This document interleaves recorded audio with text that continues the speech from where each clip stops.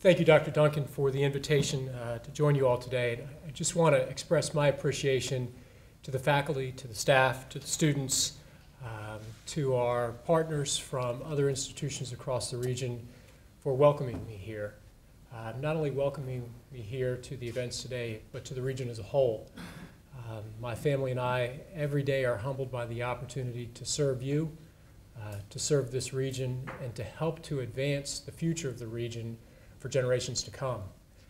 I feel that we are extremely blessed by the opportunities presented to us at East Tennessee State University. Those opportunities are for teaching, those opportunities are for research, and those opportunities are for public service. I think you're going to find few universities in the country that have a deeper impact on the community than we do here at ETSU. You're not going to find an elementary school in the region where the teachers are not ours. You're not going to find a clinic in the region where the nurses and the physicians are not our alums. If you go into a bank, a butcher shop, the Walmart, you find me something within 120 miles of here that doesn't employ an alum of this university, and I'll give you all the money I have in my money clip, and it's not much, but I'll give you everything I have. And I can't tell you how humbling it is to be a part of that. I have a deep understanding and appreciation of the ability of research, both undergraduate and graduate, to transform lives and to open doors of opportunity. I spent 6 years in a state where most of the odds were stacked against people. In many counties, there wasn't broadband access because on the weekends, folks will climb the wires and cut the copper. In many counties, 5.5% of the population had a bachelor's degree. In many counties, you would go into elementary schools where the only decent meals students would have would be the meals that they would have at that elementary school. But I saw the power of research to change a future. And I saw the power of research to transform an economy, and was just honored by the opportunity to be part of an effort to deepen and enhance scientific research across that state's 11 institutions. And I can tell you, I am overwhelmed and impressed by the level of activity here. I am overwhelmed and impressed by the level and depth of things that I had the chance to quickly see upstairs. So I want to try to frame today around the question of what if. For now, the question is somewhat joking, and then we'll get to a serious question. I want to propose the following research question. My question is, how many meetings and events can a university president put on his calendar before it explodes? I haven't reached that point yet, but I'm getting close. The ability to meet people, the ability to be part of opportunities, the ability to meet so many wonderful individuals, part of why we're here. I've not yet reached that tipping point of exploding the calendar, but I am getting close to the tipping point of meetings for about 18 out of the 24 hours of the day. I have started a few breakfast meetings at 6, and I have wrapped up a couple of meetings as late as 11 o'clock. So if you get an Outlook invitation from me, run, or at least make sure it's at an appropriate hour. I've had the opportunity to engage with students, both in formal and in informal settings. And occasionally I'll have to deliver the regretful no. So if there are folks in the room who have extended an invitation to be part of an event, my apologies for the no response if you received one. It's not because of a lack of interest, it's just simply because of a lack of time. But I do hope that as we move forward, not only into this year and into the next year, we'll have an opportunity for more of the things that you would like to make their way onto the calendars so that we'll have a chance to listen and learn together. I don't really have a PowerPoint presentation. I thought about one. For those of us in higher ed, you know it's hard to speak sometime without slides going on behind you. But I wanted to keep this as kind of a sense of a conversation, and at the end would really like to open it up for questions and to have a conversation. I really don't want this to be a keynote address, but more a keynote conversation. I'm going to talk a little bit. I'm going to phrase a two-word question, and I hope it's a question that resonates with everyone in the room. After you listen to me for a few more minutes, I'm going to open up your questions. They could be questions about anything. We're not going to take questions about football, but if we have anyone who would like to research the economic foundations of athletic programs and how they enhance our research infrastructure, maybe we'll take that question, but no questions on football. So I'll go back to my two-word question. What if? What if formed our past and it fuels our present? It will also form our future. In fact, the question of what if led to the founding of this university. More than a century ago, leaders across this region, people with vision, gathered together and asked the question, what if? What if we want to train more teachers? What if an institution of higher education was located here in East Tennessee? What if? That question was posed 100 years ago, and we've spent as a university the better part of the past year celebrating a centennial and applauding the success of our founding fathers who dared to ask the question, what if? What if had gone in a different direction? Leads significant implications. The historic shortage of teachers in this region never would have been addressed. Access to quality in healthcare and the delivery system would be nowhere near what it is presently. There'd be no Bill Gatton College of Pharmacy to train tomorrow's pharmacists for the region. Our musical heritage would not be recognized to the point that it is, and certainly none of us would be here today.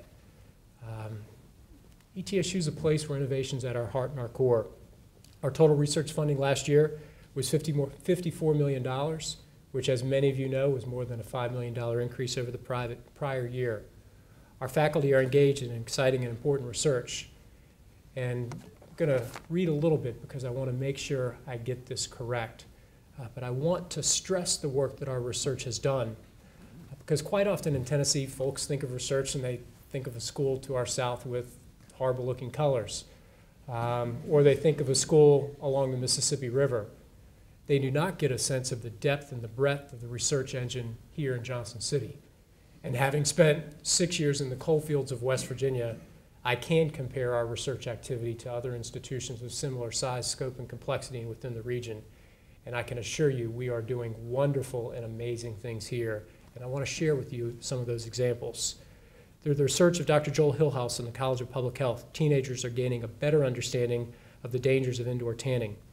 When CBS Sunday Morning needed an expert on the topic last year, they turned to ETSU. The mystery of what is happening biologically in the brain in the cases of clinical depression or even suicide are being studied by Greg Ordway at the Quillen College of Medicine. Studies on how to stave off often the fatal consequences of septic shock are being studied by Dr. Chofu Lee and Dr. David Williams, also at the College of Medicine. Charles Stewart from Quillen is collaborating with Dr. Mike Stone in our exercise and sports science lab to determine whether strength training can help people from preventing and developing diabetes. Also from medicine, Dr. Dai-Ling Yin is continuing his investigation to discover new medical treatments that would stop the damage that stress and drug abuse can cause to a body's immune system. I may need to go read that research because it'll be interesting to see the impacts that stress is having on my body. Exciting discoveries are underway at the fossil site. And the news at the fossil site, we're far beyond where we expected to be, and the impact that the fossil site is having not only on the state but the region, and turning on that creativity of science in young people. There's no better place to see the passion for research than when you watch our young students at the fossil site. Dr. Tony Cavender, professor in the Department of Sociology and Anthropology, is leading a study of the complex history of Southwestern's Virginia Mental Health Institute in Marion. Dr. Richard Cordham, a professor in physiology and humanities, is studying ancient images in the Bronze Age and burial grounds and mounds carved in stone men in Mongolia. The people of our university, our faculty and our staff, know the value of what if, and they're not afraid to ask that question. All of you here today are proof of that. Faculty research is booming, and student research is following the same course. I want to give a little bit of a rundown on where this forum was at the first forum. We've heard that this is the largest forum. First forum was in March 8th of 1985. It was solely a College of Medicine event. 19 students participated. 19 students. Look around the room. We've got 19 students standing in the back. A little rundown on today's presentation. 190 poster and oral presentations. Colleges from across the university are participating, not just at Quillen. And this year, we have friends from UVA at Wise, from Tusculum, from Milligan. We thank you all for being with us. We thank you for being on our campus, and we look forward to you exploring graduate opportunities at our institution. But I want to underline that number, 190, a 40% increase over last year.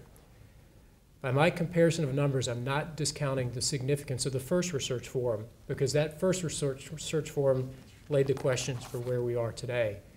It also laid the foundation for a change in the culture of our institution, a culture that now supports innovation, a culture that is looking to grow and diversify the reputation of the institution, not only as an outstanding undergraduate institution with its heart in the liberal arts, but an institution that will deepen science and research and deepen our connections with business and industry so that we'll see a greater economic future for the region. An institution that is conducting world-class research at Quillen and in the College of Pharmacy. Not only world-class research, but research that brings together graduate and undergraduate students. I've had the pleasure of getting out and about across campus over the course of the past 2.5 months. I've been a little bit of everywhere. And a couple of weeks ago, when I was at the College of Medicine, I ran into a colleague, a student that I know through some things that we have done that involve intercollegiate athletics. I said, "What are you doing here? You're an undergraduate student. What are you doing in the College of Medicine?" "I'm getting ready to go in the lab and do research."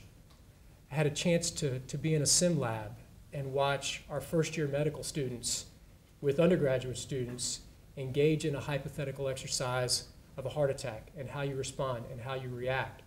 But to see our undergraduate students working together with graduate students doesn't happen at many places.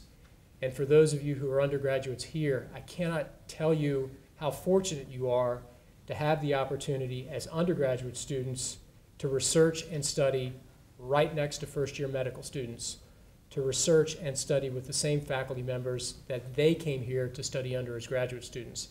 I did not have that opportunity as an undergraduate student.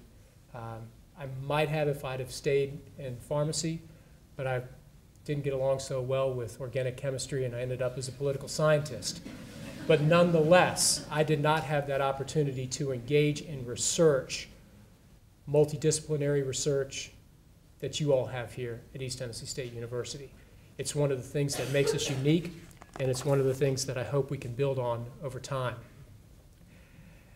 I cannot stress and say thank you enough to the faculty for the power that you play in your role as mentor. You open the door to a vision of innovation, to a vision of science, to a vision of research for our students in ways that I can't put words around. And the lasting impact of your lectures, of the time in the lab, of your care, is going to be with our undergraduates for the rest of their life. I have 2 faculty members who profoundly touched me who are retiring this year. I'm going to do my best to be at both retirement parties, but I don't know if I'll be able to. But I can still hear Dr. Robert DeClerico, professor of political science at West Virginia University, saying to me as I was considering transferring, "Brian, take a look at what's in our library. Go put that up against the library that you're considering transferring to, and I guarantee you the books are the same. You're going to get out of college what you put into it." And then to sit down with Dr. Grady Bogue at the University of Tennessee at Knoxville, who really instilled in me a passion for research. The lessons, the lectures, the words. It's been 25 years, and I can still hear the lessons, the lectures, and the words. So to our faculty, thank you for the time and the hours that you're placing, and to our students, soak it up. I know many of our students work. You work 20, 30, 40 hours a week. I don't know how you balance jobs and everything else. But take a little bit of time to just sit in the office and listen, because 30 years from now, you'll remember that much more than you will the pizzas that you served to make the extra $4. And I'm not diminishing the fact of work. But I have a mentor on campus. I'm fortunate to have the mentor on campus that I have, and that's Paul Stanton. 10 years ago, I was honored to come and sit at Paul Stanton's feet and take notes. And I'm still honored every other week to sit and take notes with Dr. Stanton. But that role of a mentor, that role of someone who can help you when things are difficult, who can point the light towards a solution to your what-if question, cannot be understated. And much of today, from a research perspective, is about the power of collaboration, the power of research, and the power of working across disciplines and working across facets of the institution. And we're seeing that. Researchers from Quillen and researchers from the Bill Gatton College of Pharmacy worked jointly on a study of 2 flavophone isomers and their effects on pancreatic cancers. In the College of Public Health and the College of Arts and Sciences, we see collaboration on the study of associations between early drinking and the development of alcohol dependence. The bringing together of the minds makes ETSU greater as a whole. And that bringing together of the minds is not only going to make ETSU better as a whole, but it'll make our nation better as a whole. Because for us to be competitive in an increasingly global economy, we have to bring more students into the STEM fields. We have to ensure that more students have the opportunity to have experiences similar to what you're having today. If any of you have read Rising Above the Gathering Storm, I had the chance a number of years ago to be at the National Science Foundation the day it was released.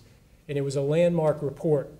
It put forward a clear challenge for us in higher education, and that is to significantly amplify more than 30 to 50% the number of students pursuing STEM and graduating from STEM. But it also highlighted the importance of federal investments in research. We're doing our part. I hope that as we move out of the economic downturn, the federal government can continue to do their part to innovate and to fund innovation. Why did we put a man on the moon? Because of the investments of the federal government and the research that occurs across our institutions. Why do we have the internet? Because of the investments in our institutions. Our ability to continue to outcompete and out-innovate the world is 100% dependent upon those connections both at the state and at the federal level. But it's also dependent upon connections that each of you make in your communities. Each of you are, in many respects, the best of the best. Some of you may be the first in your family to attend college. Some of you may be the first from your high school to attend ETSU. But each of you have been able to achieve things in the pursuit of a college degree that far too few students in our state and in our country have the opportunity to achieve. If you go back and remember for our students what it was like to be in the 9th grade, for you that wasn't that long ago. For me that was a long time ago. There were bands like Poison and Winger. I parted my hair in the middle and I had this mustache that my friends still make fun of. But when I think back to the 9th grade, most of the folks in my high school had dreams of going on to college. And I'm sure that may have been the way for many of your high schools. But that's unfortunately not what the data indicate. Because of every 100 9th graders in the state of Tennessee, only 73 graduate from high school. And of those, only 19 graduate from college. And our data indicate that of those 19, less than 2 to 3 major in STEM. So if we're going to meet the challenges of rising above the gathering storm, if we're going to help diversify this region's economy, we're going to need your help. We're going to need your help, the help of the students in the room. It may seem a little odd to think of going back and making a difference on the decision for someone to attend college, but it's really not. Many of you are going to go home this weekend. For some, it's a holiday weekend. For those who do go home this weekend, if you're next to someone who you went to high school with or who's younger than you, maybe even a little brother or someone you see at the store, talk to them about your experiences here on campus. Or if you're one of our friends from Tusculum or Milligan or UVA-Wise, talk to them about your experiences there. Talk about the power of learning and the impact that it's had on you. Talk about Fred Alsop's biology class and the fact that there's a faculty member here on campus who can go out in the middle of nowhere and see birds and trees that you can't even imagine exist. Share with them the power of learning and say, hey, it's possible. I did it, you can do it. It's not that hard. Let me help. Because that one act will have a lasting impact in ways that I cannot describe. And if you can convince them to be a STEM student, I will give you all the money that's in my money clip. But we need more students going to college. We need more students majoring in STEM. But we need more students sharing the passion for innovation, research, and service. Think back to that what if question. What if I didn't go to college? What if I didn't attend this forum? What if I didn't go to medical school? What would my future look like? What would my children's future look like? What would their children's future look like? If I didn't go to college, I would be in a similar position to many of my friends who didn't go to college. I grew up with a couple of friends, was going through boxes. One of the beauties of moving is you find all these things that you forgot you owned. So I was unwrapping this box, and there was my 4th grade needlepoint exercise. It had an A up in the corner. Don said, "You're going to throw that away, aren't you?" I go, "No, it's from the 4th grade. I got an A. Look at how good a job I did." She made me throw it away.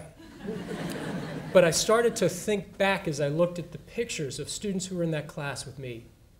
Students who would take things apart and experience the joys of magnets and small motors. And 2 friends who I'd had from the 2nd grade up to when I graduated from high school. I went to college, they did not. Both of my friends are now in the company of the state of Virginia. They're going to be there for a long time. I have other friends who didn't go to college who are doing okay, but I can count on 2 hands, and I don't have that many friends, the friends who didn't go to college and the difference in their life compared to mine. But I went to college. I reached out to faculty members. I found mentors. I listened. I learned. And I'm here. I'm not here because I'm altogether that smart. I'm not here for anything other than the reason that I went to college. So as you all return home this weekend, as you go out into the communities, ask that question, what if? What would your life look like if you did not come here? And what if you reached out and helped bring someone here, or Tusculum, or Milligan, or any other institutions within our system? I can't say enough to thank you for the opportunity to be here. I truly would like to now move from the point of the keynote address to the keynote conversation. I look forward to that conversation, and I'll do my best to provide you with answers. So I'll now open up the floor.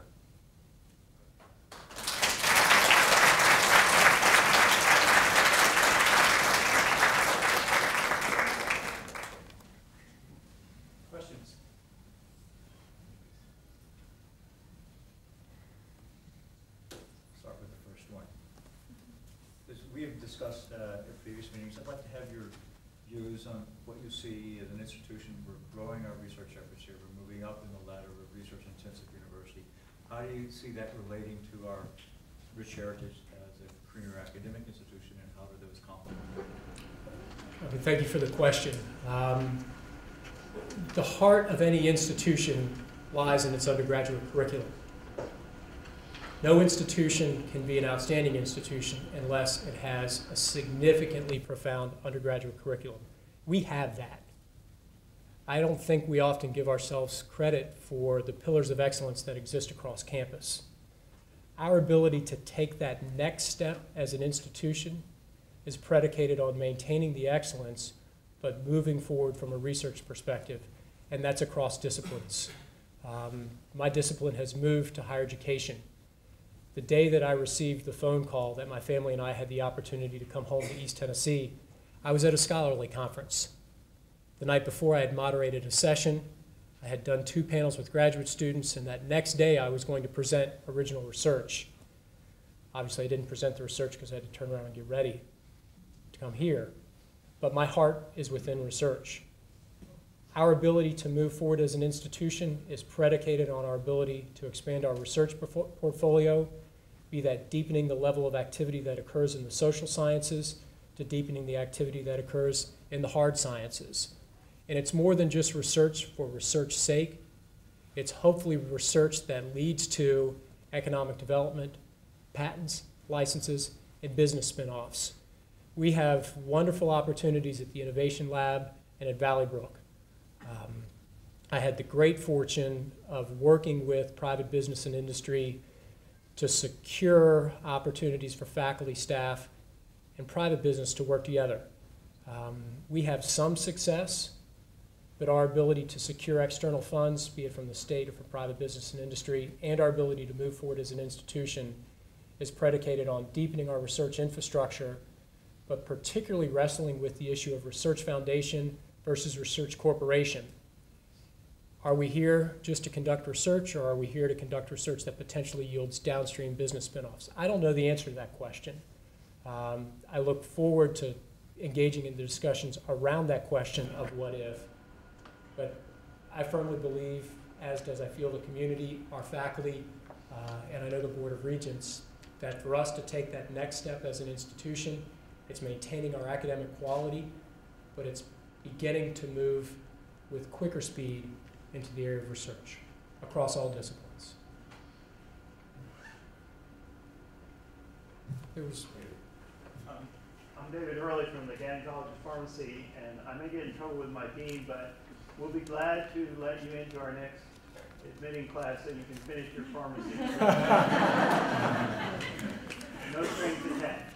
I just want to ask you briefly, what do you see as the role of programs like EPSCoR and other types of research development programs for states like Tennessee? Thank you for the question on EPSCoR. I do have a little familiarity with EPSCoR. In my former state, the EPSCoR operations were run by my office. We employed a vice chancellor for science and research who was the state EPSCoR director. And in fact, the largest National Science Foundation award in the history of that state occurred a year and a half ago. So I have an appreciation for EPSCoR and the role that it plays in transforming institutions, helping them to make that move. I can't tell you when I lived a few hours north, they often wondered how Tennessee was an EPSCoR state, but now that I'm here, I'm glad we're an EPSCoR state. What I'd like to see is more opportunities for us to receive the benefits of EPSCoR participation. I need to learn a little bit more about the program, but I realize firsthand the impact that it's had on institutions smaller than us in a state to our north. And I'm very interested in exploring opportunities and conversations with the state EPSCoR director about how we can see a similar impact for East Tennessee State University. But it's more than EPSCoR. What EPSCoR does is it positions, from a grant writing perspective, a support perspective, the ability for our faculty and staff and students to take that next leap, the leap that Dr. Duncan posed. So how can we take advantage of the grant writing opportunities, multi-institution research opportunities to push us forward? We're going to have the president of the UT system on campus next week. And one of the questions that I intend to pose to Dr. DiPietro is how can we take our faculty and their faculty and put them together in a lab, be it at Oak Ridge or wherever across that system, and rather than duplicate, partner, because partnerships benefits the state as a whole. I hope I answered your question. And I'd welcome the chance to go back and get the degree, but my Outlook calendar is already full. I don't know how I'm going to squeeze classes in.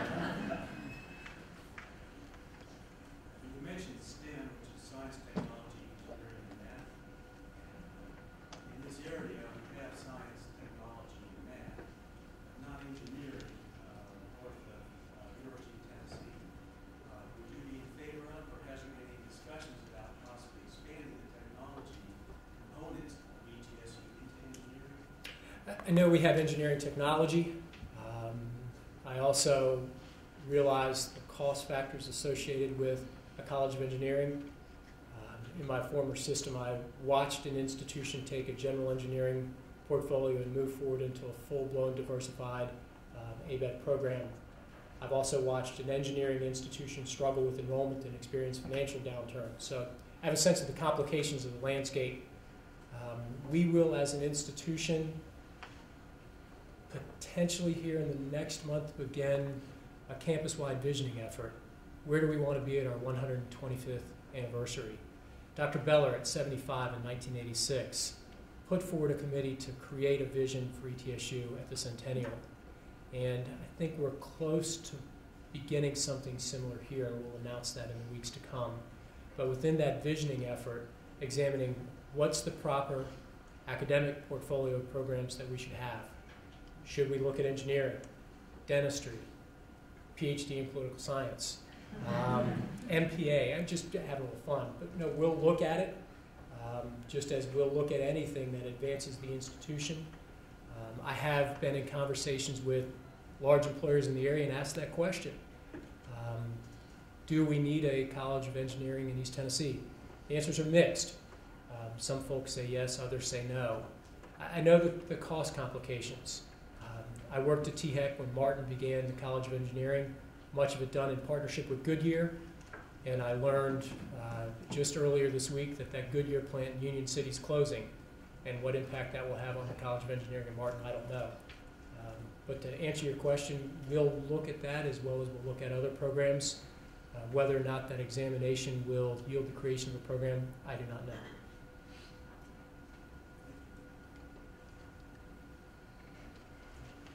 Other questions? John King, Communication Department. King, how are you? Good. Two questions. One about globalization. As someone who's been to 17 countries, I'm a strong supporter. And I wanted to get your feeling on that for students in this room. If you can articulate the importance of that for them at this stage. And then I also wanted to ask about your assessment of the political climate in this state for support for higher ed.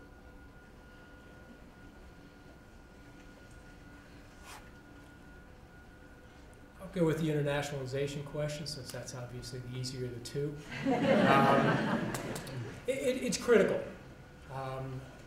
Our students, our faculty, need to have every opportunity to experience an international component of their graduate or undergraduate education, be that study abroad, be that courses in international politics and political science, be that courses in foreign language, or be that the opportunity to be part of a cohort program with international students. We are making aggressive steps this summer through ESL on campus that will significantly diversify our population. How do we, through the Honors College and other venues, provide study abroad opportunities? How do we provide opportunities in our entrepreneurship areas to look at the development of a multinational perspective?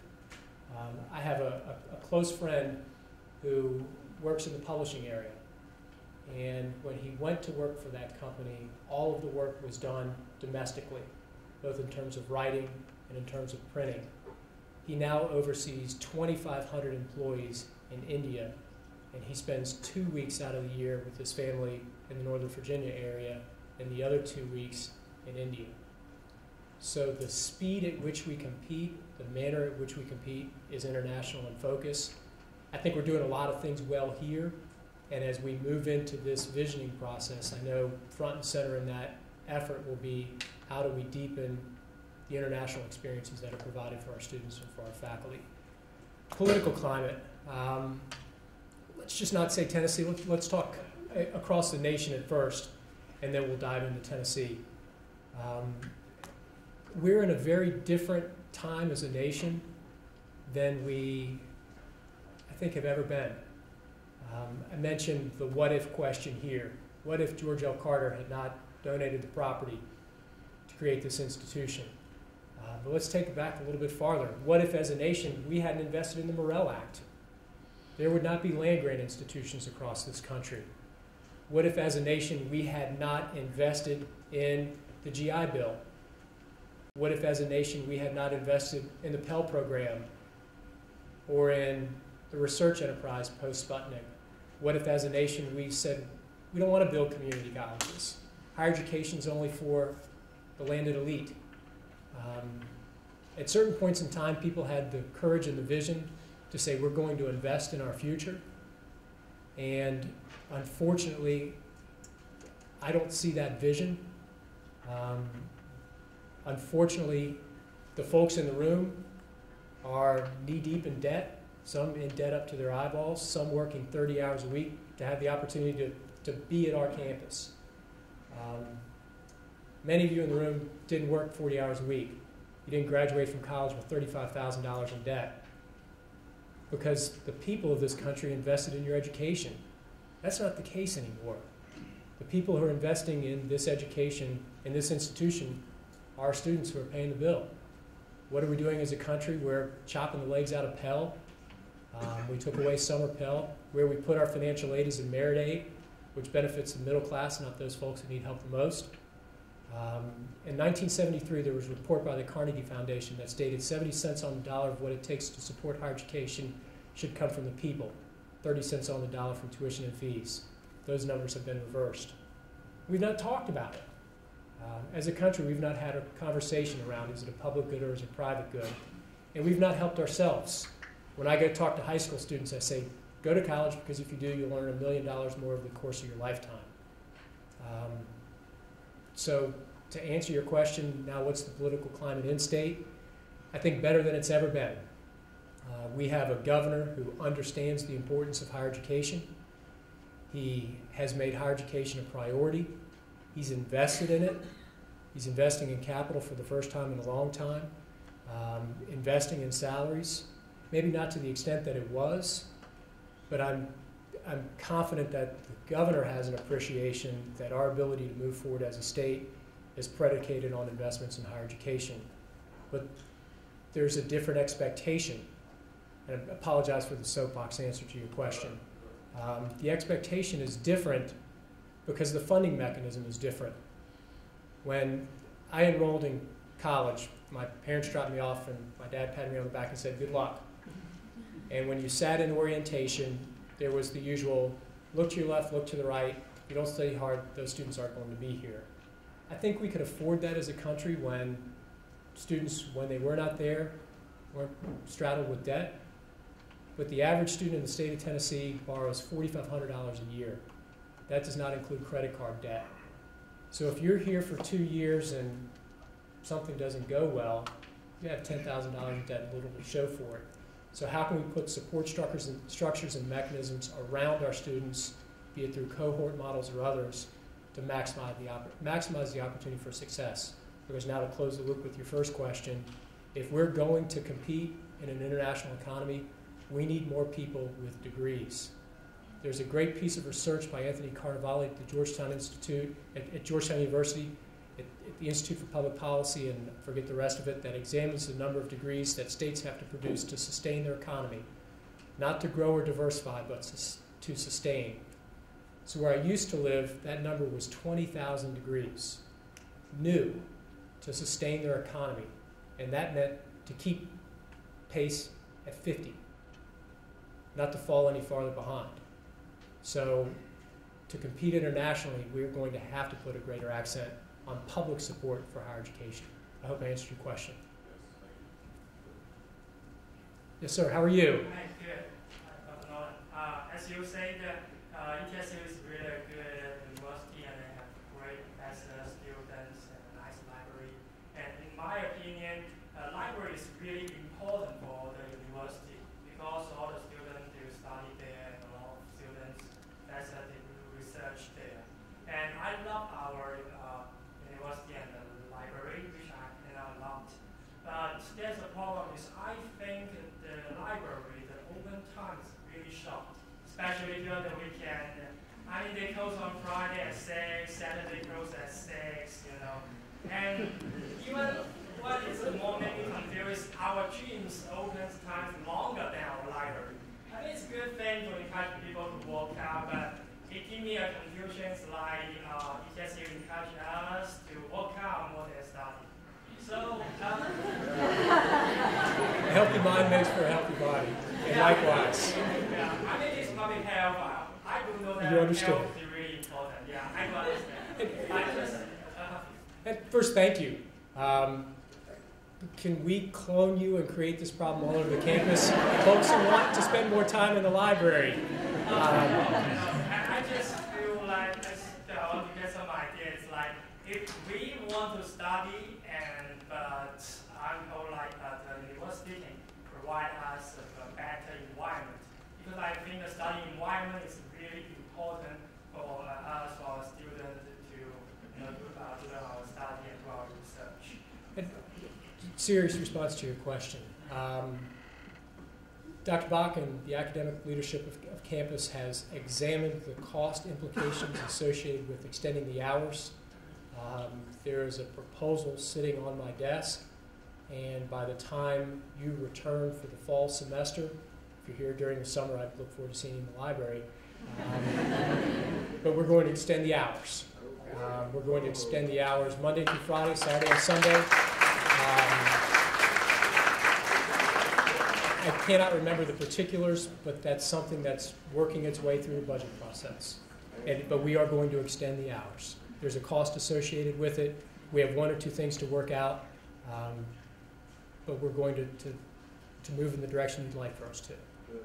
Thank Okay, you. thank you. I'm very glad to hear.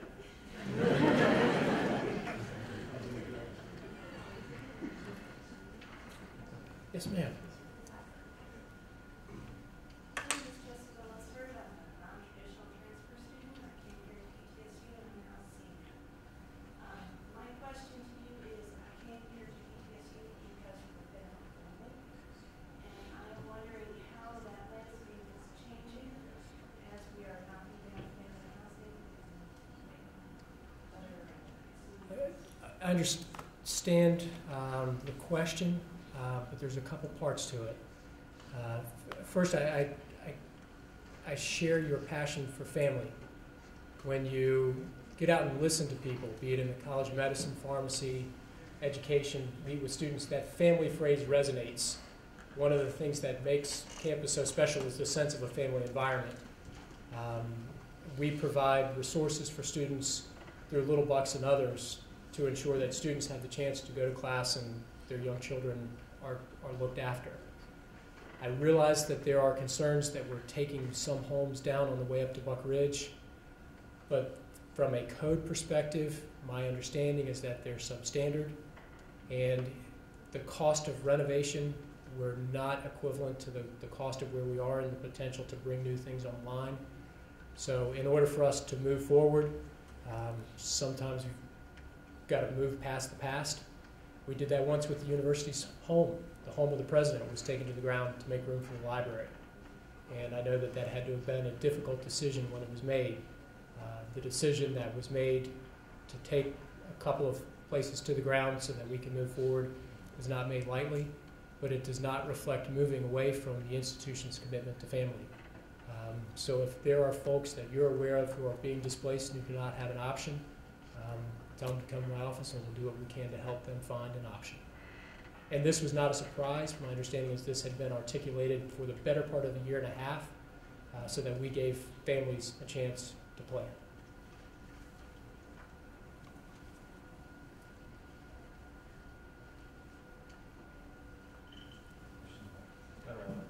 I'm Tom. We went on our trip together. But I do a lot of volunteer work outside of school, and I was just wondering, we have a college of pharmacy, college of med, college of public health. What do you think will be our next college? Maybe dentistry, optometry, because the only optometry for dentistry for the state is out in Memphis. So, I mean, or engineering. So what do you think maybe our next college might be? Tommy, I don't know the answer to your question because it's not, I don't think, proper for one person to speculate on what may be next. That's part of why we're going to undertake this vision effort as a community. What do we as a community want to see as that next step for ETSU? I think one of the great strengths of the institution is the sense that we do things together. Faculty, staff, and students serve on our senior council every Monday morning, and we as faculty, staff, and students are all going to bear, from a cost perspective, the brunt of the creation of that next college. So as we look at where we want to be as an institution 25 years down the road, that community conversation, that conversation as a campus will, I think, dictate the answer to your question. As a political scientist, I'd like to see a PhD in political science, but there's not a market. Everyone has things they'd like to see, be it dentistry, be it engineering, or be it political science. But we need to make sure that whatever step we make as an institution, we make together, and it's within our mission. Because we have to ensure, once again, long answer to a short question, but it gets to the question around finance. There's only so much that's on the table, and there's a lot of needs, from the first priority, capital-wise, fine arts facility, to something to replace the dome. Maybe not replace it, but something new. You know, I have a problem with the dome when you go to a game with your mom and she looks up at the ceiling and asks, is that going to fall on me? So there's a lot of needs across the institution, but by bringing together faculty, staff, students in the community, they will provide the answer to your question of what's the next big college.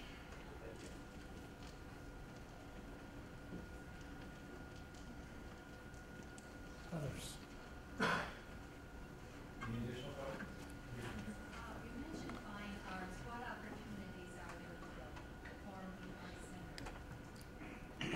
We are scheduled to be in receipt of planning monies next year from the state. The state this year finally started the process again of funding capital construction. We are in the top 10 priorities for the state, that next round down. In terms of capital construction, when I worked in Nashville, there was this big building at Middle that was moving slowly through the process. It was like a clog in an artery. You could see it coming, and it was restricting the blood flow. That clog was finally removed this year with the funding for the science building at MTSU, and I think now you're going to see capital projects move. We're in that next rung. The question is where that facility should be placed. That's a conversation we're going to have, but within the next 2 years, we will have state funding in hand to begin construction. And over the course of the next 2 years, the things that are going to fill my Outlook calendar are reaching out to our friends in the community to raise the match portion for the building.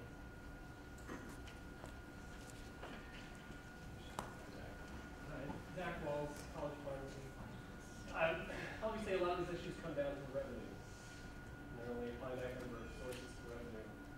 Do you envision any different models of increasing money aside from tuition or public funds, private-public partnership? Part of that goes back to the question around research. If we are able to enhance the level of funded research at ETSU, that deepens the revenue portfolio of the institution. Another factor in that equation is bringing a sense of clear direction around our foundation and advancement work. I think we have a lot of potential to bring external funds to the institution.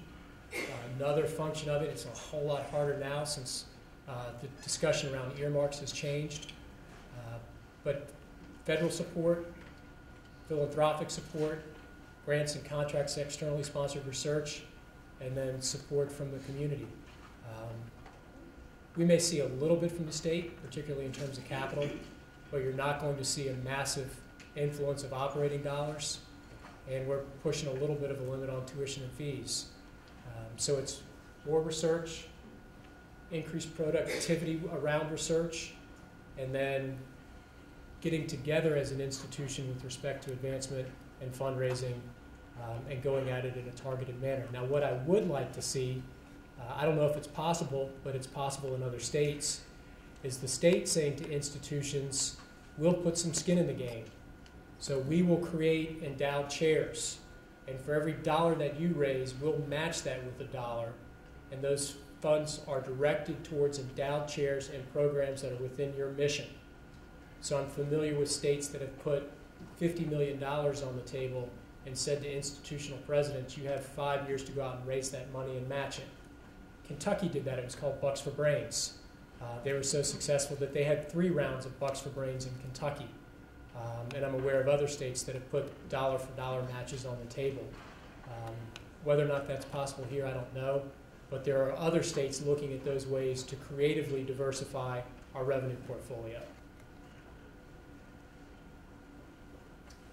Yes, ma'am. Thank you for answering my question. My question is, you mentioned you think it's a very good opportunity for undergraduate students to do the research. Do you have any plan to encourage the undergraduate research? No, I'm currently an undergraduate student.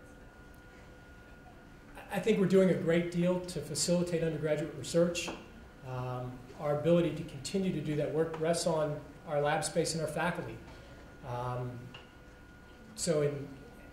I think we'll keep that accent. It's one of the great things of the work with the Honors College. I don't think we have a sense of how much undergraduate research is occurring across campus. I've spent time on a lot of campuses, and I guarantee you there are a few campuses in the country where you have the level of undergraduate research, particularly with the College of Medicine and the College of Pharmacy that we have here. We may be separated by this road, and please use the bridge. No Frogger. But I think we're doing more than we give ourselves credit for. The question is, how can we build on that? Dave Johnson, College of Medicine. How would another medical school in this region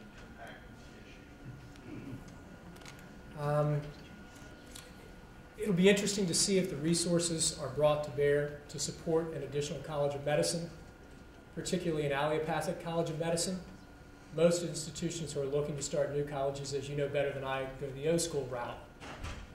If a new college were created, it has a significant impact on ETSU from a rotation and placement perspective, from a residency perspective. We're already seeing the pressures as a result of the significant expansion in size at LMU. I spent 6 years in a state that had 3 med schools and 1.9 million people. So there were pressures for residency placements there. We found a way for the 3 institutions to partner. I look forward to meeting with our friends at the institution a little bit up the road to learn more about their plans. But if that does come to fruition in Abington, that will make our placements all the more difficult. And then you throw in the fact of another variable of a changing environment of federal funding for healthcare. Right now you're looking at institutions, as you know better than I, paying for placements. We, other than in a few tight specialty areas, have not gone in that route. I hope we don't have to, but for those in the College of Medicine who are here, you know how difficult those placements are, how important our residency slots are, and how competitive those positions are. Other institutions are paying for the opportunity to place their young physicians. We have time for one more question.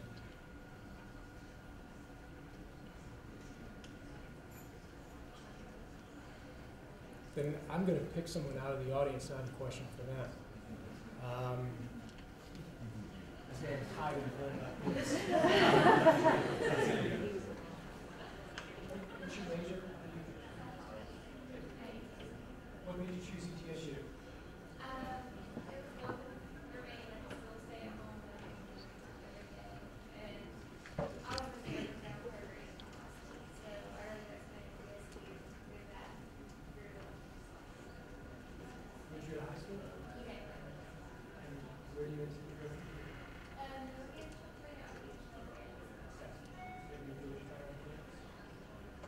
Question for all the students in the room. How many of you are borrowing to go to college? Okay. How many of you are working to go to college? How many work more than 10 hours a week? 20 hours a week? 30 hours a week? Look at the number of hands that are still up.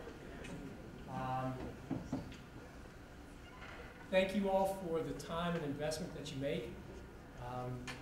And to the faculty in the room, do that same exercise with your students. You'll be amazed at the number of folks who are somehow finding a way to take 15 hours, work 30 hours a week, juggle family, and do research. Everyone says that this generation of students doesn't work as hard and isn't as smart as the one before. They said the same thing about mine. I'm sure they said the same thing about Thomas Jefferson's. The one thing that makes this group of students different than the ones from the 50s is in the 50s they weren't working 30 and 40 hours a week. So to all the students here, thank you. I look forward to getting upstairs and having a chance to do a little bit of a tour. I hope I didn't put anyone to sleep. And I thank you very much for the conversations you're going to have with students this weekend, encouraging them to go to post-secondary education, encouraging them to major in STEM, hopefully encouraging them to come here. Thank you all very much.